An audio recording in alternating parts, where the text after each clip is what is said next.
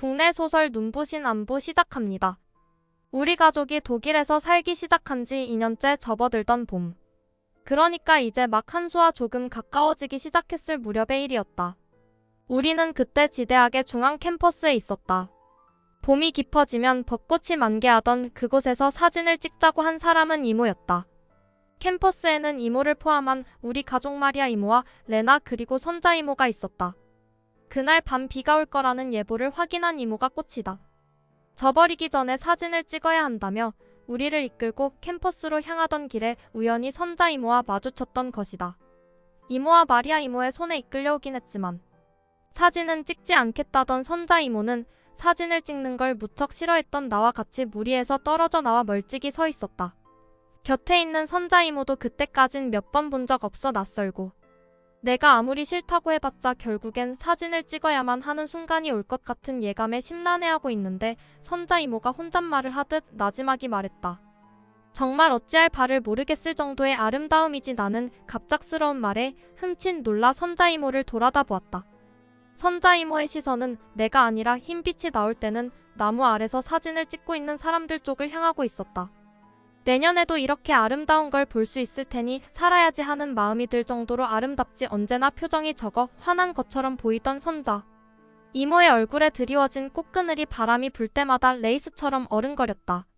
마리아 이모가 우리를 웃기기 위해 일부러 우스꽝스러운 포즈를 취할 때마다 꽃물이 번지듯 환해지던 선자 이모의 얼굴차도 건너편의 산채로 곧 져버릴 텐데도 만개하는 꽃송이들의 점령된 한강변을 바라보는 동안 상하지 않은 꽃잎들을 바닥에서 주워 치마폭에 담던 선자 이모의 쭈그린 뒷모습이나 선자 이모가 온전한 모양으로 떨어진 꽃송이를 하나 주워내 머리카락 사이에 꽂아질 때 귓등에 닿았던 손가락의 감촉 같은 것들이 긴 시간을 거슬러와 이상하게 나의 마음을 흔들었다.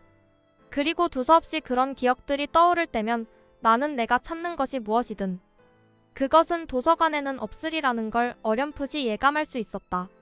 그런데 그때 네가 쓴다던 연애소설은 어떻게 됐니? 연애소설이요? 그래, 독일에 살 때 소설을 쓴다고 여기저기 물어보고 돌아다녔잖아?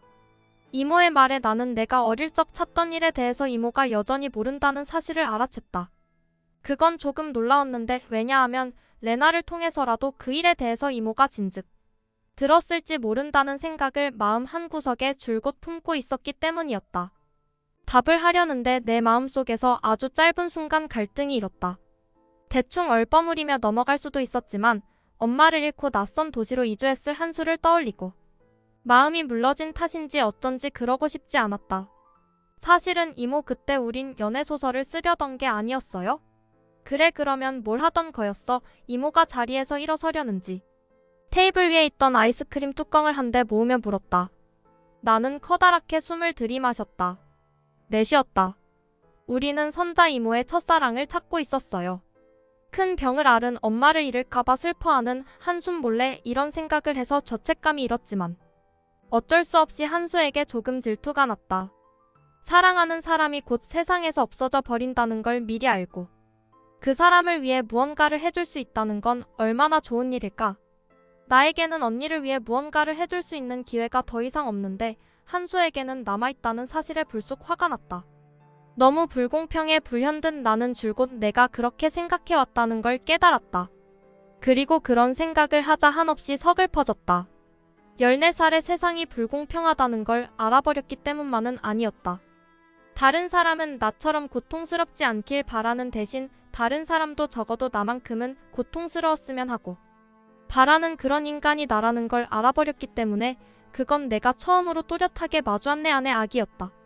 이모 소용없는 줄 알면서도 뭔가를 하려는 바보 같은 마음은 대체 왜 생기는 걸까요?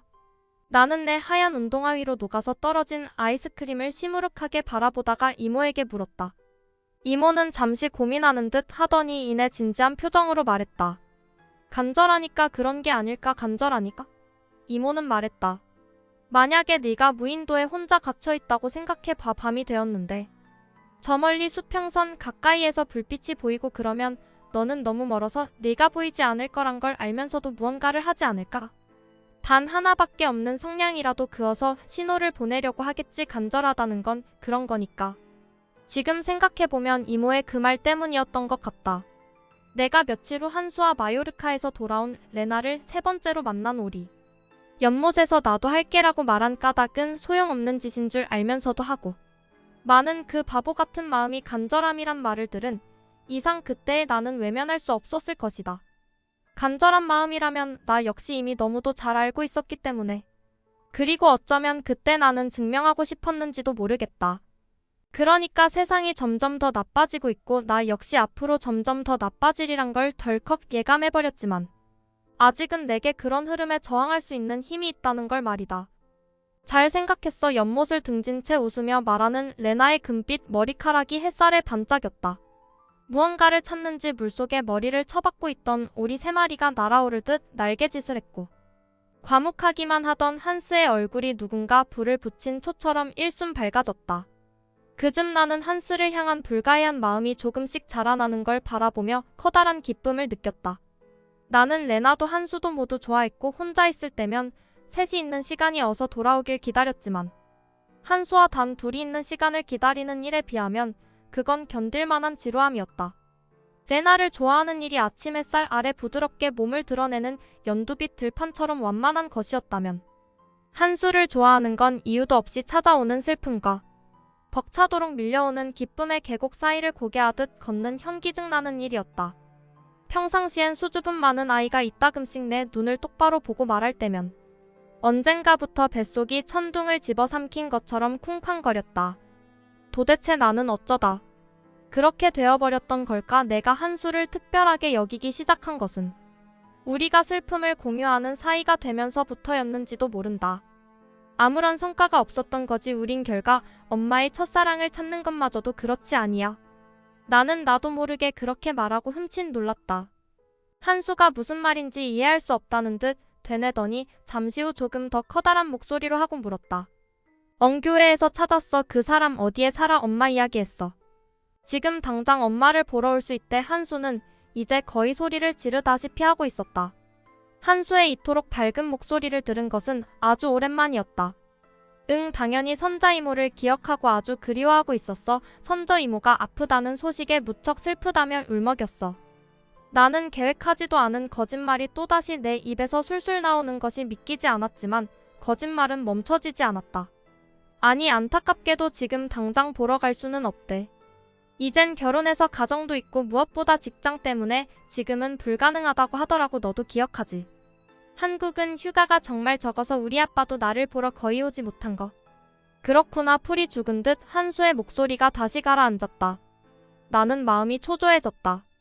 실망하긴 일러 그 대신 그 아저씨가 선자 이모에게 편지를 보낼 거니까 그 순간 내가 정말로 간절히 바란 건 한수의 마음에 다시 실낱 같은 희망이라도 차오르는 것이었다. 응, 직접 가지 못하는 대신에 선자 이모에게 아직 잊지 못하고 있고 비록 함께 하지 못했지만 평생 이모만을 사랑해왔다는 내용의 편지를 쓰고 싶다고 하셨어. 나의 말을 다 들은 한수는 정말 다행이다. 그걸 받으면 엄마가 잠깐이라도 행복해야겠지라고 말했다. 혜미야, 정말 고마워. 너에게 내 고마운 마음을 어떻게 전해야 할지 모르겠어라고도 전화를 끊고 나자 갑자기 주위가 지나칠 만큼 적막하게 느껴졌다. 전원 버튼을 누르고 수화기를 방바닥에 내려놓는데 얼마나 꽉 쥐고 있었는지 손가락이 아파왔다. 심장이 무서울 정도로 빠르게 뛰고 있다는 사실이 그제야 느껴졌다. 독감에 걸렸을 때처럼 양볼이 뜨거웠다. 어쩌자고 거짓말을 해버린 걸까? 내 아가씨가 찾으려는 사람이 누구인지는 모르겠지만 꼭 찾을 수 있기를 바랍니다. 긴 세월 지나 과거의 사람이 다시 찾아오는 건 틀림없이 근사한 일일 테지요. 카페 앞에서 헤어지면서 이영호는 그렇게 말하고는 내게 악수를 청했다. 그는 내게 꼭 돌려달라고 신신당부를 하며 자신이 오랫동안 간직한 문집들을 빌려주기까지 했다. 단 한 번도 만난 적 없는 낯선 이를 위해 선선히 자신의 시간과 물건을 내어주는 마음은 어디에서 오는 걸까? 청군호와 헤어져 집으로 들어서자마자 갑자기 피로가 몰려왔다. 나는 옷을 갈아입지도 않은 채 쓰러지듯 침대에 누웠다.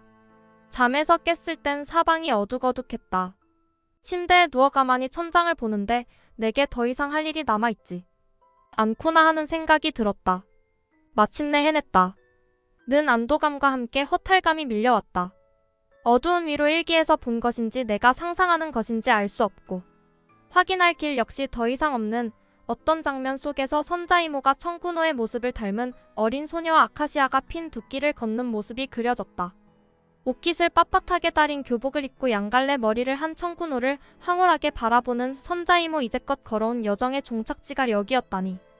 우리는 한 사람에 대해 얼마나 알 수 있을까? 어린 시절 나는 늘 생애 한가운데 속 주인공인 니나를 동경했지. 소심하고 주저하는 성격 때문에 니나처럼 삶을 살아내기 위해 기꺼이 위험을 감수하지 못하는 스스로를 탓하기도 했단다. 내가 조금 더 용감했다. 면 관습으로부터 더 자유로웠다.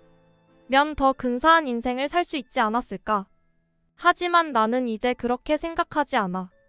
아마도 누군가의 눈에 나는 극동의 가난한 분당 국가에서 외화벌이를 위해 팔려온 노동력일 뿐일 거야. 다른 누군가에겐 가난한 집에서 태어난 막내딸이거나 이혼녀 대종양으로 단명한 비극의 주인공일 뿐일지도 모르고. 하지만 나는 내 마음의 소리에 귀를 기울이며 뚜벅뚜벅 걸어 이탈리아와 프랑스로 스위스와 오스트리아로 슬로베니아로 이어지는 광대한 산맥의 높은 봉우리에 올라서기도 했단다. 여기까지 눈부신 안부 소개였습니다. 구독과 좋아요는 다음 영상을 만드는 큰 에너지가 됩니다. 시청해주셔서 감사합니다.